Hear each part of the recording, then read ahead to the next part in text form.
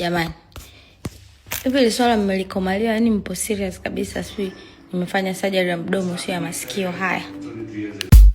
Msanii wa muziki hapa nchini Nandy ameamua kujibu kile ambacho kinasemwa kwamba yeye amefanya upasuaji wa mdomo, lakini pia amefanya upasuaji wa masikio na pia amefanya upasuaji wa umbile kwa maana ya kutaka kurekebisha umbo. Sasa yeye kupitia ukurasa wake wa mtandao wa kijamii wa Instagram, katika upande wa Insta story, ameamua kumjibu shabiki ambaye alikuwa amemuuliza kuhusiana na swala la upasuaji kwamba bana, vipi umefanya surgery?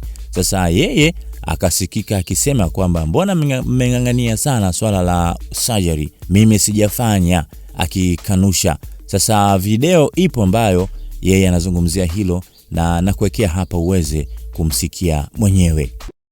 Jamani, hivi swala mmelikomalia, yani mpo serious kabisa? Sio nimefanya surgery ya mdomo, sio ya masikio haya.